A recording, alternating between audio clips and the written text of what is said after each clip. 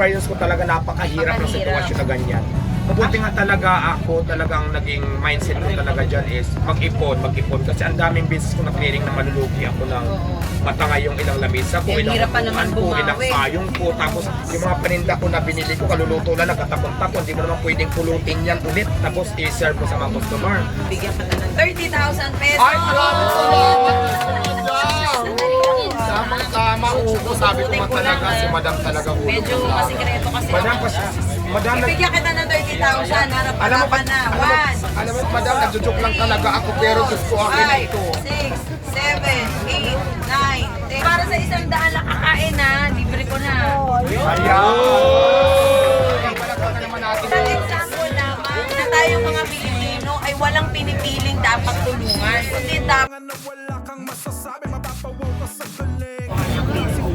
ito naman tinatanong. Oo, sige. Ano ba yung masasabi mo advice mo sa kanila? Dahil syempre ako nakita ko yung Ako kasi bilang, Ako kasi bilang isang street food vendors na nasa kalsada lang. Ang tawag kasi sa amin before is illegal vendor.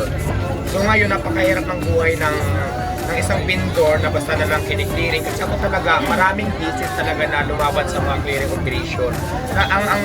Ang nangyayari kasi pag may clearing, lahat ng maabutan nila kinukuha. For example, di ba, nangungutang ka lang sa Bombay, namuhunan ka ng mga pagkain, at pagdating ni clearing, bigla lang ablutin, tapos yung mga paninda nyo, nagkatapon-tapon, hindi mo lang pagkinabangan, tapos yung mga lamisan nyo, mga payo, hindi na kayo nila. Hindi nababalik yun? O hindi nababalik, nakukuha naman, pero minsan sira na kasi nag-aatakan kayo sa dami ng tao ng clearing operation. So madalas mangyari sa akin na experience ko talaga.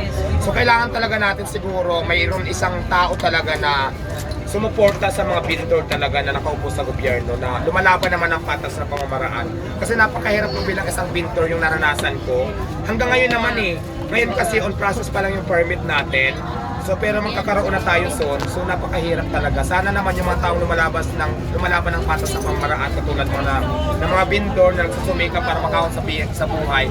Sana ang panalangin ko na tahiling sana na magkaroon talaga ng batas na tulungan yung mga tao kung hindi man doon sa pwesto nila, mabigyan ng pwesto para tamang lugar o para hindi naman sila nai-stress, hindi kami nai-stress kung saan kami maglalatas, kung saan kami pupunta, kailan kami i-clearing, di ba, kailan kami tatakbo. Yung mga gano'n, yung maging komportable ang lahat. Yung sana ang panalangin ko na magkaroon tayo ng batas na gano'n para suportahan ang lahat ng vendor na nasa kalsada, maliliit. Kasi base sa experience ko talaga napakahirap ng sitwasyon na ganyan. Mabuti nga talaga ako, talagang naging mindset ko talaga dyan is mag-ipon. Kasi ang daming business ko na clearing na malulugi ako ng matangay yung ilang lamisa ko, ilang upuan ko, ilang payong ko. Tapos yung mga paninda ko na binili ko, kaluluto lang, nagkatapon-tapon. Hindi mo naman pwedeng pulutin yan ulit. Tapos i-serve mo sa mga customer. Automatic na yun, nalugi ka na doon. Plus, sasahod ka pa sa mga taong tumulong sa'yo magligpit, lahat yun sinasahod. Kaya pag nangyayari yan talaga napakahirap. Ang laki ng lugi talaga ng isang namumuhunan. Mabuti na lang kamo talaga mabait ng sigat kasi nung mga time na yun may ipon na tayo konti. Kaya nagtuloy-tuloy dahil pag natangayan tayo ng payo, nakakabit tayo ulit. Paano nga kung dumating sa point na ngungutang tayo sa Bombay? Paano tayo makakahulog? Paano natin mababayaran? Paano tayo magsisimula ulit? Wala na magpapautang sa atin kasi yung utang pa nga natin hindi pa bayad, tapos mangutang naman tayo ulit. So napakahirap talaga, kaya sana magkaroon talaga tayo ng yun nga. Actually, yan ang isa sa mga isusulong ko na programa na matulungan yung mga vendors na sila magkaroon ng maayos, tamang magkaroon programa. tayo ng vendor party list or lahat na nakaupo talaga na sumusuporta sa mga Paano aasenso ang kasi Pilipino siguro hindi natin tutulungan? Siguro naman nakita nyo kung paano ako makipagbardagulan sa mga clearing. Lagi akong viral na ganun. Kawawa talaga. Kasi dito pa naman may parang may mga palakasan. Yung iba, dahil malakas sa ganito ganyan, may kakilala. Basta parang gusto ko maging patas lang sa lahat. Maging pantay-pantay yung tingin. Supportahan lahat ng mga vendor na lumalaban nga ng patas ko. Parang kasi ito lang kami tulungan. Kasi ito lang kami. Pinapaalis nyo kami, hindi kami mapaalis, hindi kami maalis kasi makulit kami kasi nga dito lang kami nabubuhay. Ito lang ang source of income namin. Paano pag hindi na kami nagtinda, kahit na bawal, paano kami kakain? Bibigyan nyo ba kami? Diba yun ang gusto kong maintindihan ng karamihan. Kasi ang kadalasan dyan is, makukulit kasi kayo, bawal nga dyan Ganun ang lagi ang pambato. Oo nga, bawal nga. Pero paano kung may anak ako, paano kung 10 kami umaasa, pinagbawalan nyo kami ngayon, paano na kami kakain lahat, mamatay na kami, bibigyan mo ba ako ng pangkain, Tama. ang suporta namin? Kaya yung iba nagiging makulit talaga, dahil pero kung mabibigyan mo kami ng pisto, tamang lugar, di ba? So bakit hindi? Bakit Kung saan hindi? maghanap buhay kami ng ng maayos. Oo, ng walang istorbo. So yun ang gusto kong malaman din siguro ng mga nanonood na Mga nakikinig, di ba? nakikinig, Na, oo. So yun talagang number Tayo one. naman Base lang ito Pilipino. sa mga karanasan ko ha. Tama. Kasi ang tagal ko din naging vendor, talagang napakahirap ang sitwasyon na Mahirap gano'n. talaga. Yun nga, Napakahirap. kung saan ka lulugar, di ba? Kung saan ka lang pwede. Dumating na sa Kaya point na nga, Diwata, uumpisahan ko na makatulong sa'yo kahit paano bibigyan ka ng 30,000 pesos. Ay, maraming salamat, Madam! Sandali lang po, ah. Tamang-tama, upo. Sabi ko nga Tututin ko lang, talaga, si Madam talaga hulog Medyo ng laban. masikreto kasi Madam, ako.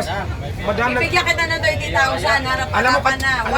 alam mo, Madam, nagjo-joke lang talaga ako, pero Diyos ko, akin na ito. 6, 7, 8, 9, 10, 11, 12, 13, 14, 15, 16, 17, 18, 19, 20, 21, 22, 23, 24, 25, 26, 27, 28, 29, 30!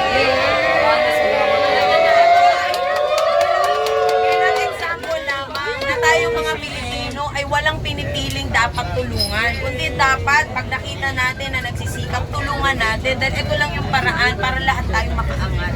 Ang hirap ng buhay ngayon, bawat sentimo ay mahalaga. Pero yung bawat pawis at dugo na pinuhunan ng isang vendor, dapat naman makinabang din sila para sa kanilang pamilya. Kaya maraming salamat kasi isa kang inspirasyon at para sa 100 na kakain dito, ililibre ko na kayo.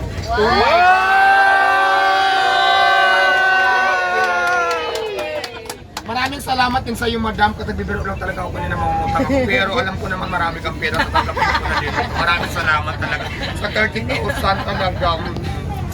May pera na ako. May pandagdag na ulit akong O puhunan. para sa 100 na kakain na, libre ko na. Ayan!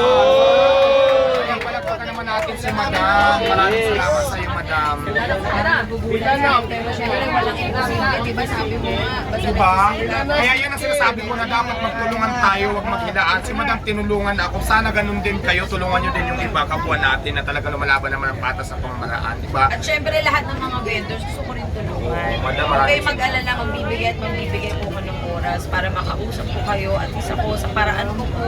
Hindi naman kailangan nasa politiko palagi isang tao gusto tumulong. Hindi kailangan nakatungtong ang paa sa lupa para maramdaman natin kung ano ba ang ibig sabihin ng pagtulong at isang Pilipino. Magandang hapon ulit sa inyo. Sana makakain na ako ngayon. Oo, sige na, magmadali na Kasi meron na akong tubig na Madam. Okay.